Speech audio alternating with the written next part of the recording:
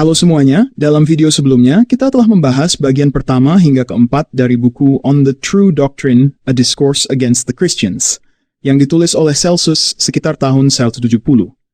Celsus adalah seorang filsuf Yunani yang bukan seorang Kristen. Dia adalah seorang politeis, dan menulis buku ini khusus untuk menyerang iman Kristen. Pada bagian kelima ini, dia menyerang doktrin monoteisme secara keseluruhan, dan tentu saja termasuk Kristen.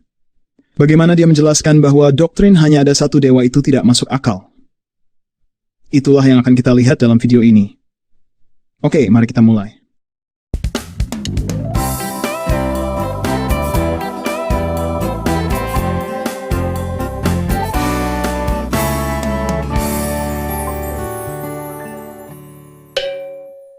Kritik terhadap ajaran Kristen.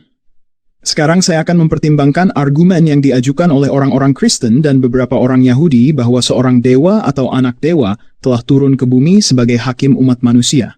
Orang Yahudi mengatakan bahwa dia masih akan datang, gagasan yang memalukan, dan sebenarnya tidak layak untuk dibantah. Sekarang yang ingin saya ketahui adalah ini. Apa tujuan dewa dalam melakukan penurunan dari tempat tinggi seperti itu? Apakah dia ingin tahu apa yang sedang terjadi di antara manusia? Jika dia tidak tahu, maka dia tidak tahu segalanya. Jika dia tahu, mengapa dia tidak langsung memperbaiki manusia dengan kekuatan ilahinya? Sungguh dewa yang luar biasa, yang harus turun ke wilayah bawah yang katanya dia kendalikan. Namun orang-orang Kristen berpendapat bahwa dia tidak mampu memperbaiki manusia dengan kekuatan ilahi tanpa mengirim seseorang yang khususnya mahir dalam menyelamatkan orang dari dosa mereka. Selain itu, jika dewa tidak dikenal di antara manusia, dan karenanya menganggap dirinya diremehkan, apakah dia ingin membuat dirinya dikenal dan menguji mereka yang percaya kepadanya bersama dengan mereka yang tidak, seperti seorang pria kaya baru yang memamerkan hartanya di antara teman-temannya? Tampaknya sikap kekanak-kanakan dan ambisi akan kekuasaanlah yang menentukan tindakan dewa Kristen. Jika mereka konsisten, orang-orang Kristen akan berpendapat bahwa seorang dewa tidak perlu dikenal demi dirinya sendiri, melainkan ingin memberikan pengetahuan tentang dirinya demi keselamatan, yaitu untuk membuat orang menjadi baik dan membedakan yang baik dari yang jahat dan pantas dihukum. Namun dewa Kristen tidak demikian. Dia menyimpan tujuannya sendiri selama berabad-abad dan menyaksikan dengan acuh tak acuh saat kejahatan menang atas kebaikan. Apakah baru setelah waktu yang begitu lama dewa mengingat untuk menghakimi kehidupan manusia? Apakah sebelumnya dia tidak peduli? Mereka mengoceh tentang dewa siang dan malam dengan cara yang tidak saleh dan ternoda.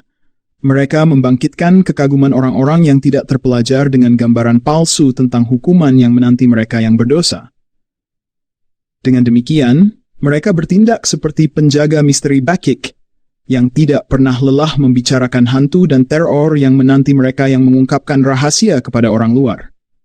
Mereka berpendapat, misalnya, bahwa Mesias mereka akan kembali sebagai penakluk di atas awan, dan bahwa dia akan menurunkan api ke bumi dalam pertempurannya dengan para pangeran udara, dan bahwa seluruh dunia, kecuali orang Kristen yang percaya, akan dilahap oleh api. Sebuah gagasan yang menarik dan hampir tidak asli. Gagasan ini berasal dari orang-orang Yunani dan lainnya, yaitu bahwa setelah siklus tahun dan karena konjungsi kebetulan dari bintang-bintang tertentu, terjadi kebakaran dan banjir, dan setelah banjir terakhir, pada zaman Deukalion, siklus tersebut menuntut terjadinya kebakaran sesuai dengan urutan bergantian alam semesta. Inilah yang bertanggung jawab atas pendapat bodoh beberapa orang Kristen yang mengatakan bahwa dewa akan turun dan menurunkan api ke bumi. Tetapi jenis dewa apa yang turun ke bumi dan membawa api bersamanya? Seperti yang telah diajarkan oleh Plato, dewa adalah yang indah dan bahagia, serta ada dalam dirinya sendiri, dalam keadaan yang paling sempurna dari segala keadaan yang dapat dibayangkan. Ini berarti bahwa dewa itu tidak berubah.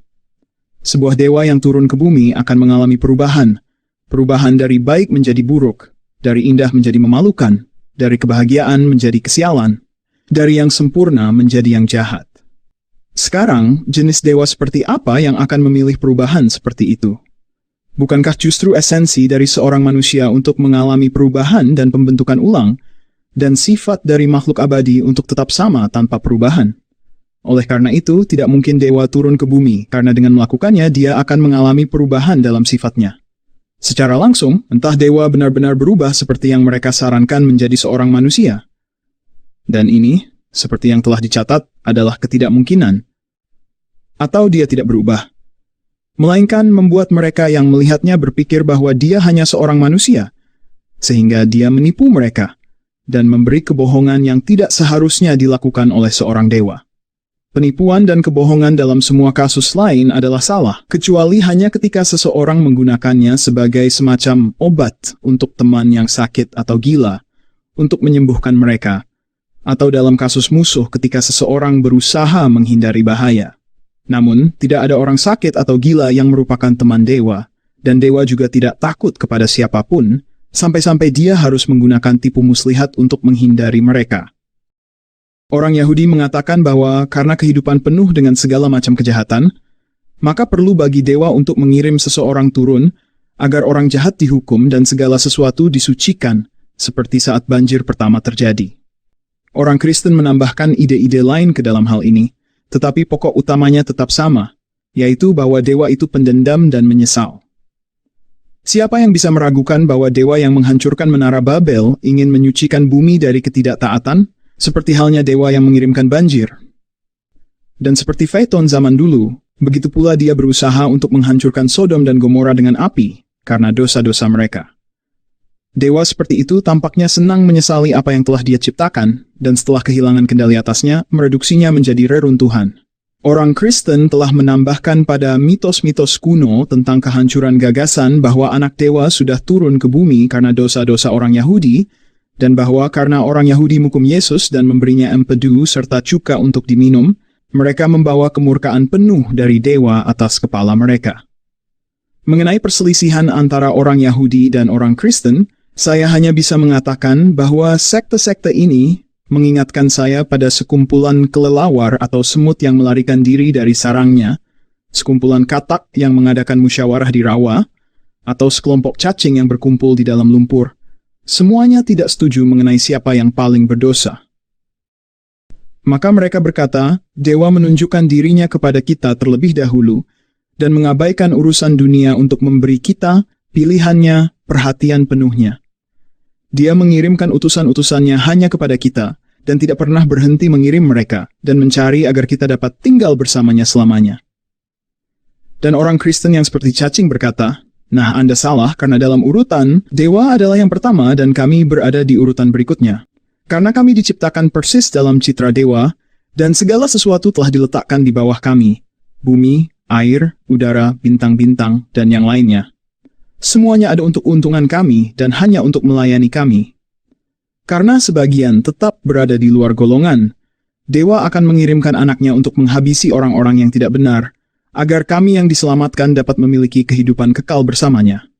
Begitulah pesan dari orang Yahudi dan Kristen. Bukankah pernyataan semacam itu lebih mudah dimaafkan jika datang dari cacing dan katak daripada dari sekte-sekte ini dalam pertengkaran kecil mereka? Dan siapa orang-orang Yahudi itu? Mereka adalah budak-budak yang melarikan diri dari Mesir. Mereka tidak pernah melakukan sesuatu yang penting. Mereka tidak pernah memiliki signifikansi atau ketenaran apapun, karena tidak ada catatan sejarah mereka yang dapat ditemukan dalam sejarah Yunani. Mereka telah mencoba dalam kitab-kitab suci mereka dengan memalukan, saya tambahkan, untuk melacak silsilah mereka kembali ke keturunan pertama para penyihir dan penipu, dengan mengutip saksi dari ucapan-ucapan yang samar dan ambigu yang tersembunyi dalam kegelapan yang tidak jelas. Dan ini mereka sampaikan kepada orang-orang yang tidak terpelajar dan mudah ditipu, meskipun kenyataannya, sepanjang sejarah, tidak ada gagasan seperti itu yang pernah diungkapkan. Di masa lalu, bangsa-bangsa lain telah mengajukan klaim serupa. Orang Athena, orang Mesir, orang Arkadia, dan orang Frigia, yang menyatakan bahwa beberapa leluhur mereka lahir dari bumi, dan mencoba membuktikan klaim tersebut. Tentu saja, karena terpojok di tanah Palestina yang tidak signifikan, kita tidak bisa mengharapkan orang Yahudi mendengar cerita-cerita dan dongeng-dongeng yang dinyanyikan dalam puisi oleh Hesiod dan para pria terinspirasi lainnya. Maka mereka menyusun untuk diri mereka sendiri sebuah cerita yang kasar dan fantastis tentang manusia yang dibentuk oleh dewa dan ditiupkan nafas oleh dewa, dan bahwa seorang wanita kemudian dibentuk dari sisi kanan pria, dan bahwa dewa memberi mereka perintah, dan bahwa seekor ular datang dan membuktikan dirinya lebih unggul dari kehendak dewa. Legenda ini mereka ceritakan kepada wanita tua seolah-olah untuk mempublikasikan kenyataan bahwa dewa mereka adalah seorang yang lemah dari awal, bahkan sepenuhnya tidak mampu mengendalikan makhluk pertama yang dia ciptakan. Memang benar bahwa sebagian orang Yahudi dan Kristen yang lebih rasional merasa malu dengan omong kosong ini, dan berusaha sebaik mungkin untuk mengalegorikan cerita-cerita ini, seperti halnya cerita-cerita yang disampaikan oleh Hesiod. Bagaimana kita harus memahami cerita tentang penciptaan wanita dari tulang rusuk pria, yang dalam bentuk literalnya hanya pantas didengar oleh telinga wanita tua. Begitu pula dengan cerita fantastis mereka yang mereka ambil dari orang Yahudi mengenai banjir besar dan pembangunan sebuah bahtera raksasa, serta cerita tentang pesan yang dibawa kembali kepada para korban selamat dari banjir oleh seekor merpati, atau apakah itu seekor gagak tua. Ini tidak lebih dari versi yang terdegradasi dan tidak masuk akal dari mitos Deucalion, sebuah kenyataan yang saya yakin tidak ingin mereka ungkapkan. Seperti yang ada sekarang, cerita ini benar-benar hanya cocok untuk didengar oleh anak-anak kecil. Berpindah ke dongeng-dongeng lainnya. Di kalangan orang Kristen, juga terdapat berbagai cerita tentang kelahiran anak jauh setelah orang tua tidak lagi berada pada usia subur.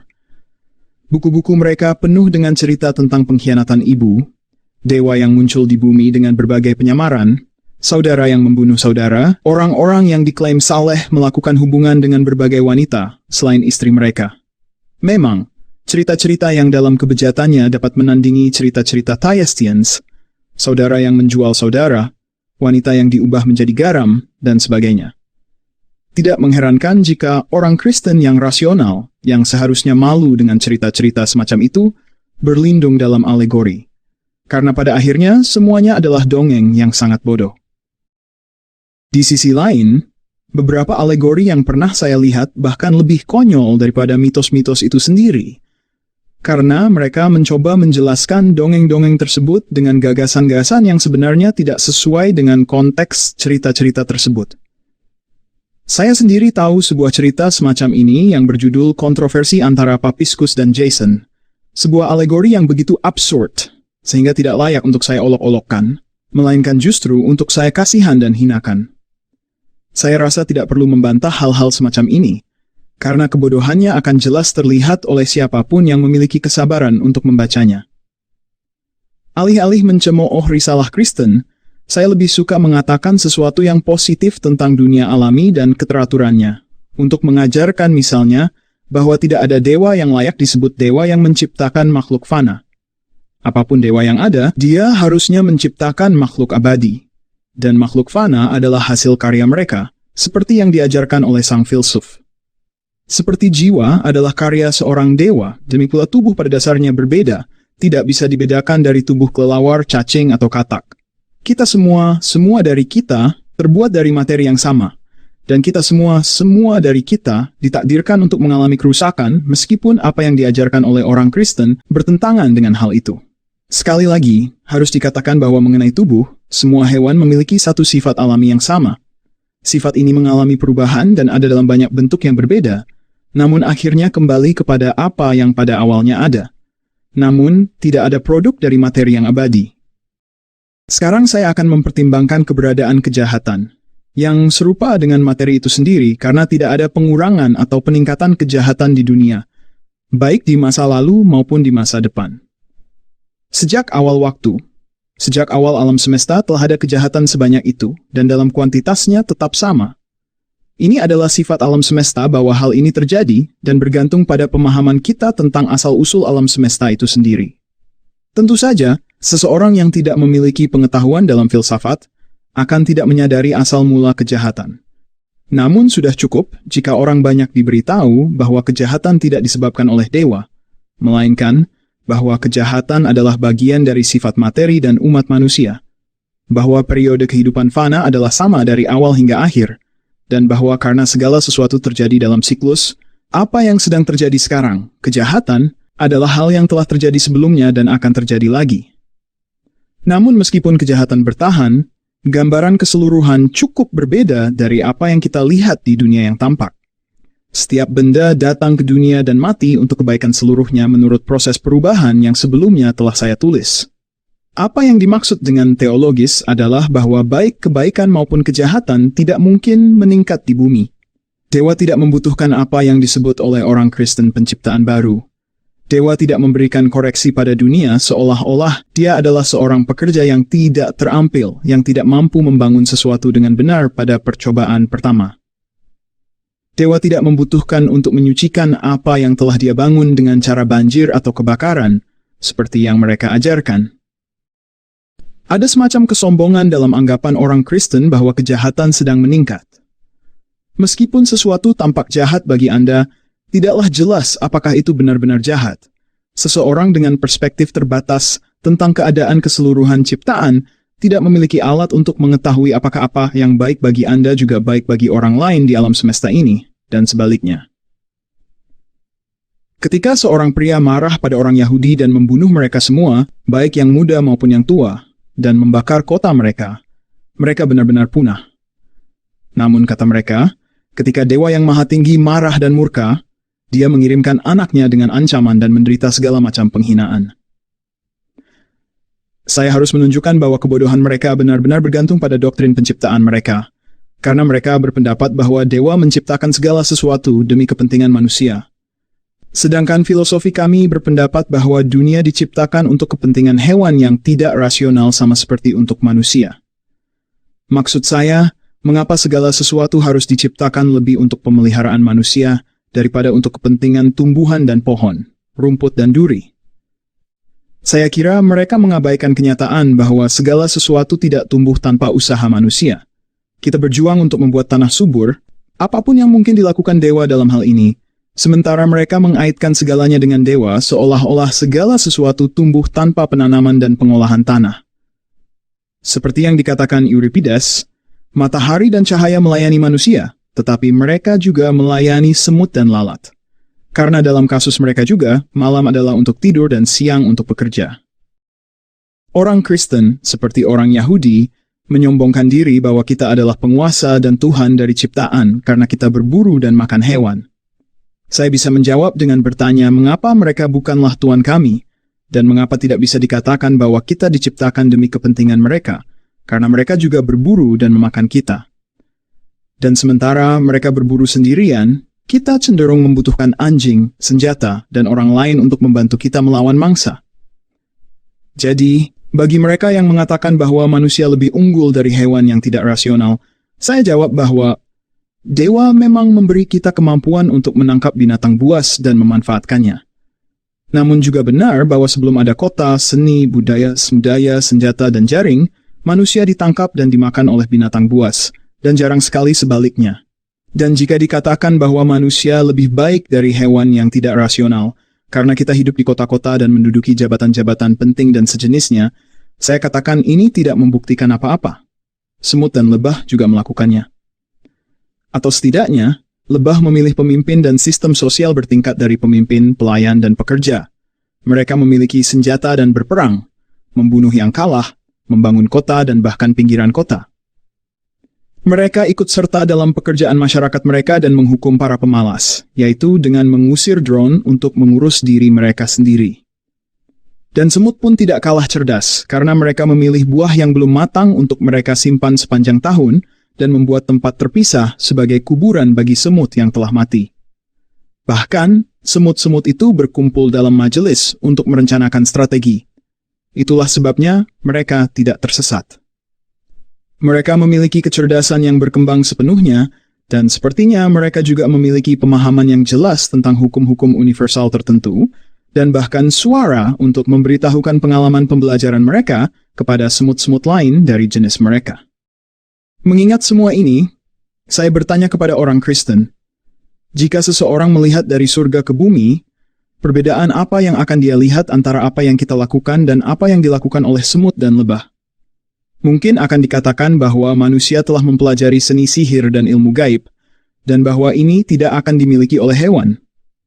Saya jawab bahwa dalam hal ini, ular dan lebah telah melampaui kita, Karena jelas mereka tahu penawar untuk penyakit dan pencegahan untuk banyak hal lainnya, termasuk penggunaan batu untuk melindungi anak-anak mereka dari bahaya. Biarkan seorang manusia mendapatkan rahasia seperti itu, dan dia akan menganggapnya sebagai sesuatu yang luar biasa. Namun hewan-hewan sudah mengetahui rahasia tersebut. Selanjutnya, biarkan seorang Kristen yang tidak berpikir mengatakan bahwa kemampuan kita untuk mengonsepkan dewa, untuk memikirkan Tuhan, adalah yang membedakan kita dari makhluk lebih rendah. Tapi saya bertanya, apakah demikian? Kekuatan ramalan adalah contoh yang tepat. Dan hal ini harus dipelajari manusia dari burung dan hewan lainnya. Tampaknya ada hewan-hewan yang memiliki kegunaan khusus bagi nabi. Sebut saja mereka hewan nabawi, jika Anda mau. Tetapi dalam hal apapun, kekuatan untuk mengetahui sebelumnya telah diberikan oleh Tuhan kepada mereka. Dan mereka pada gilirannya menyampaikan pengetahuan ini kepada manusia. Dengan demikian, jelas bahwa hewan-hewan ini jauh lebih dekat kepada Tuhan. Mungkin mereka lebih bijaksana daripada kita dan lebih disayangi oleh Tuhan daripada kita. Beberapa orang mengatakan bahwa burung memiliki asosiasi yang mirip dengan perkumpulan rahasia kita, dan bahwa mereka bisa membaca apa yang dikatakan oleh burung-burung tersebut. Dan setelah mendapatkan informasi tentang suatu kejadian dari burung-burung itu, segala sesuatu terjadi persis seperti yang diprediksi oleh burung-burung tersebut. Dikatakan lebih lanjut bahwa tidak ada binatang yang mampu menjaga sumpah lebih baik daripada gajah, dan karena itu gajah lebih setia kepada dewa daripada banyak manusia. Begitu pula, bangau lebih saleh daripada banyak manusia dan lebih penyayang, karena anak-anak bangau membawa makanan untuk orang tua mereka. Seekor burung Arab Phoenix menghabiskan banyak hari untuk mencari tubuh ayahnya di Mesir, dan akan menguburkan ayahnya dalam bola mur di kuil matahari. Dari semua ini dapat dilihat bahwa segala sesuatu tidak diciptakan untuk manusia lebih dari untuk singa, elang, atau lumba-lumba, melainkan semuanya diciptakan oleh dewa agar dunia itu sendiri dapat lengkap dan sempurna dalam setiap bagiannya. Segala sesuatu memang telah diproporsikan, tetapi bukan untuk kepentingan manusia, melainkan untuk kebaikan alam semesta secara keseluruhan. Dewa merawat alam semesta, artinya providensia tidak pernah meninggalkannya dan tidak menjadi lebih jahat. Karena itu, orang Kristen bodoh jika mengatakan bahwa dewa mengembalikan dunia kepadanya setelah periode pengabaian, atau bahwa dewa marah karena manusia berdosa, lebih dari dia marah kepada monyet dan tikus karena melakukan apa yang mereka lakukan secara alami. Setiap makhluk memiliki tempat yang sudah ditentukan dalam skema segala sesuatu. Nah, itu tadi bagian kelima dari buku On the True Doctrine, A Discourse Against the Christians yang ditulis oleh Celsus. Apakah Anda setuju dengan apa yang dikatakan oleh Celsus? Jika setuju, silakan tulis apa yang Anda setujui dan mengapa Anda setuju di kolom komentar di bawah video ini, oke? Dan tentu saja, jika Anda tidak setuju, silakan tulis apa yang tidak Anda setujui dan mengapa Anda tidak setuju. Oke, itu saja untuk video ini. Di video berikutnya, kita akan membahas bagian selanjutnya yang lebih menarik. Oleh karena itu, jika Anda belum berlangganan saluran ini, segera berlangganan agar Anda mendapatkan notifikasi jika ada video baru. Sampai jumpa di video berikutnya, Yesus memberkati Anda. Aku percaya pada satu dewa, Sang Bapa yang Maha Kuasa, yang dari Dia segala sesuatu ada. Aku percaya pada satu Tuhan, Yesus Kristus Putra Tunggal Dewa, yang oleh Dia segala sesuatu ada. Aku percaya Sang Firman Dewa turun ke dunia dalam rupa manusia demi menyelamatkan kita dari dosa. Dikandung Roh Kudus, dilahirkan Maria, disalibkan, mati dan dikuburkan, bangkit pada hari yang ketiga, naik ke langit, duduk di kanan Bapa, akan datang kembali di akhir zaman, hakimi yang hidup dan yang mati.